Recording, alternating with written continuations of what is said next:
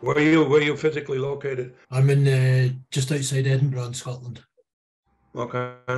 And I am in Stirling, which is in central Scotland. Yeah, a lot of history where you are. A lot of history. I've Yeah. never made it to to Scotland, but I've been to Ireland, and that has sort of the same length history. And it's just astounding because, I grew up in Germany and I thought we had history. You have a lot more. Oh, I'm currently located in Austin, Texas. I just moved here about 3 months ago. I would love to go to Austin, Jack, because I'm a big fan. Have you come across the works of Guy Clark or Townes Van Zandt yet, who are both from Austin, Texas? So Oh, we're talking about modern, up-to-date kind of music. I, no, I more lost, this, I I lost more touch. the 70s and 80s. I lost touch with pop music or rock and roll or whatever it is when the Beatles disbanded. I was a huge Beatles fan, and afterwards, with regard to quality of rock and roll, nobody has ever achieved the height that they were at because Yeah. they every record that they released had a different flavor. There's no other rock group that in the history that could do that. Did you manage to get Beatles music in behind the Yeah, shortwave. yeah, right on the radio? Yeah. And we had one long wave station that came in pretty clear. That was Radio Luxembourg, and Yeah. on Saturday they had this hit parade, and I that was the day I went home because in high school I was in a dorm, and Saturday we still had a half day of school, and then I rushed home to make sure I can listen to the hit parade. That was the highlight of the week. Uh, and so I also listened to Radio Austria 2 that came in pretty clear. Did not listen to the American stations because they were a little too crazy. Right. And the funny thing is, we had English in high school, and I had an easy A. But you think I understood any of the lyrics? Is So that where you did you now I did you learned learn a lot of English. English that way? Yeah, no. Then I learned English seriously, and I rediscovered the the majesty of what the Beatles did because their lyrics are also very good. So I don't know. I just lost touch. There's some occasionally I hear something that somebody plays that sounds pretty good, but I don't get hooked anymore. The English have the greatest spy stories. We're talking about the Cambridge Five. Yeah. The And Cambridge, is John le Carre, is he are his books, when you read them, are they like, yeah, that's pretty close to the truth? It's yeah, as close as it get. Also, Graham Greene gets pretty close. Uh, yeah. Everything else is in literature, unless it's Ben McIntyre who writes biographies. Yeah. He's the best. He was on with me at the Cambridge Union. His books are like phenomenal. He's an excellent writer. He does phenomenal research, and as you know, life is very often stranger than fiction. So what he's talking about, these various agents, I ate this. I always recommend him first. Le Carré, he enhances a little bit, and so you know exactly when he steps out of the realm of true espionage into fantasy, but it's pretty well done. And his protagonist Carla is Marcus Wolf, Yeah. Right. and Marcus Wolf was one of the best in the business. However, he had a great advantage. He he could send 1,000 illegals across the border because there were no cultural language differences, nothing that made it real easy for him. The Russians had a problem. They couldn't make you know Russians into people that were born in another country. The Russian accent is unmistakable, and the Russians, very very very few Russians can get rid of that accent. So that's why they recruited people like me. They probably also dipped into, you know, the Baltic states for recruits, culturally and also language-wise, closer to, you know, the West. Mitrokin was, he's responsible for me actually being able to talk to you today because he he was an archivist in the KGB archives, and he oversaw the move of the archives from Lubyanka Red Square to Yasenovo, which was a newly constructed headquarters for the KGB, and he had access to every single file, and he had developed a deep hatred towards the Soviet regime because I think his son had a strange illness for which there would have been cure available in England, and they wouldn't let him go. So he decided to, you know, exact revenge, and so over the years, he copied some bits and pieces of what he found in the archives, uh, little pieces of paper, put them in his underwear and his socks, and smuggled them out. Transcribed them and put the results, you know, buried in his dacha. In 1992, I believe, the Soviet Union was already gone, but the secrets were still valuable to Russia for sure. He went to one of the Baltic republics and knocked on the door of the British embassy, and then started talking with MI6, and they eventually got that material out. This is the single most authentic source, and the book that was written based on that material, and some of that didn't make it in there. For instance, my name is not in there because at the time the book was published, I was still an active case, and there were many others. So, but this is the most comprehensive view of who was the KGB, what did they do, and what they didn't do. And with regard to illegals, there's no mention that there were illegals anywhere other than the United States. That doesn't mean they weren't, but it wasn't prominent. He couldn't find this, and there were like 3 waves of illegals, and I was in the last third wave. And according to Mitrokin, there were 10 of us that were trained and possibly sent. And I know what happened to 2 of them, me and another German who I met several years ago in Germany, who is not out in public, but he was trained the same way I was trained. Actually, they learned a little bit of from the feedback I gave him where the training was good and where it wasn't. And he actually went to the United States with his wife.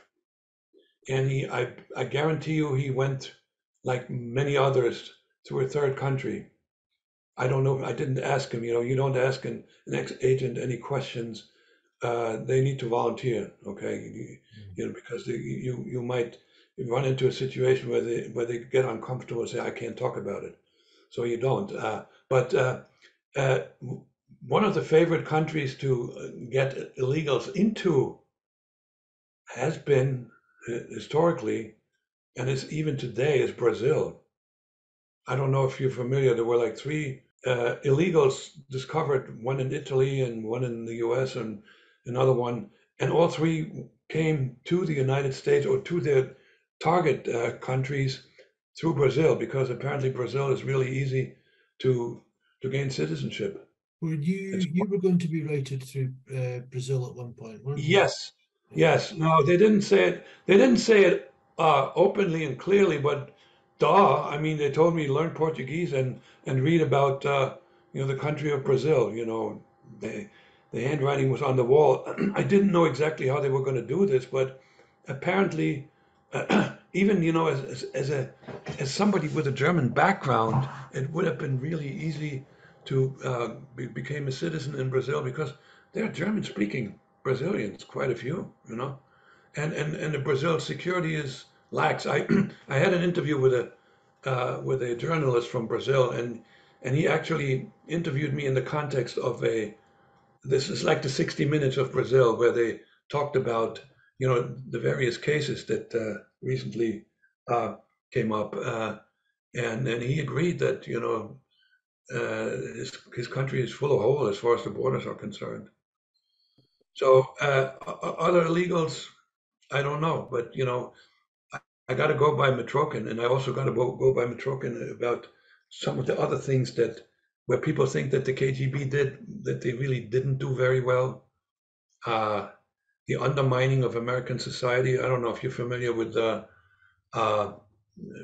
Yuri Bezmenov. He was a KGB defector who came to the United States and scared the heck out of Americans by telling them the detailed plans that the KGB had to spread false news and undermine American society. That is a lie from A to Z. And I've run into, and there's a lot of people who believe in this because Americans like to not take accountability of the rot that we have in the country right now, and they just point to the outside world because it's not our fault. We're being attacked. We're being attacked to just weaken us from the inside. Yeah, to some degree, but we're doing a really good job undermining our own self here. And I think the whole Western world is going sort of that same way. Would you have ever thought as a young man in Germany that you would end up, you were a communist believer, I presume from that, an atheist, and now you live in the deep south and are a Christian. Would you have believed that? No way. I mean, I wanted nothing to do with them. Now, when you come to the United States and, you work with, you have coworkers and then you start hiring people and some of them will tell you that they're Christian and they weren't stupid. So that was step one. And then I had opportunity to examine my belief system. And no matter what you believe, if you're an atheist, you have a belief system because you can't prove that something came out of nothing. You can't prove it. You also cannot prove that there is no God because you can't prove a negative. On the other hand, as a Christian, there's not a lot of direct proof of the existence of God. It's all indirect. There's a lot of indirect proof and actually direct proof that Jesus Christ actually was a real person. But the resurrection is based on eyewitnesses. And you as attorneys know that eyewitnesses sometimes misremember. So, I choose to believe in the Christian faith and I choose to believe in the Christian morality. That's where I find my home. I'm not into like the song and dance and the eye rolling and the speaking in tongues kind of stuff. That's cult like. I'm staying away from that. But I feel comfortable as a Christian. And I couldn't imagine ever to go back, no matter what befalls me, no matter how the rest of my life will proceed. Right now, I'm quite optimistic. I got another 20 years to go. Absolutely, and that the way that you approach life, that might involve another 2 or 3 careers. It could be. It could be. But again, I gotta. The focus really is to make some money, and I have my fingers in 4 different things that have various chances for success. The biggest one would be the miniseries. I'm not taking responsibility for my story. I didn't think of it. I didn't design it. I didn't devise it. I just ran around in it. I reacted to people making suggestions. I reacted to situations, and that's how my life evolved. There's a couple of people that I worked with when we were all programming. I'm not bragging, but I was a better programmer. But both of them are now multimillionaires because they planned. They knew what the prize was, and they planned on their career to move up. And I just wanted to do a good job. Jack, that takes us back. We were talking about the Beatles earlier, of course, and John Lennon. Your love of the Beatles. John Lennon famously said, "Life is what happens to you while you're busy making other plans," which pretty pertinent for you, certainly. I've got to ask, which actor of which generation, who would play Jack Barsky in the movie version of your life? Well, Who would the, be the more older likely? one, the older one, no doubt, is Liam Neeson. As a matter of fact, my daughter swears that I look like him, I speak like him, and my body language is the same. He's 1 inch taller than me, but he has to be the older one. The younger one could be pretty much anybody. My story is written in the book, and it's in this podcast called The Agent. And that podcast, um, it's it's a series of interviews with me and other people. Interviews connected through narration with this Aaron Wright character, and with some historic background. For instance, something like Reagan saying, "Mr. Gorbachev, tear down this wall," and it's all really well framed. And then there's music composed particularly by a well-known composer for that particular production. And this is the company that wants to make a miniseries out of this material, and they've done this before. So I have high hopes that this is going to eventually succeed. Well, And I think that I can see the Neeson thing straight off the bat. Yeah, I think that works. And Ben McIntyre, who you mentioned, they've just done an adaptation of his book over here on BBC One on the Sunday night. This thing about SAS rogue heroes. So Okay. maybe keep him in mind as your script writer. Maybe you've done incredibly well putting up with two amateur interviewers for. No, you're doing. You're good. You're good. And thank you so much for your. You're very welcome. Yes, thank you so much. Stay in touch, and now on to the World Cup. Yeah, I think it should be on by now.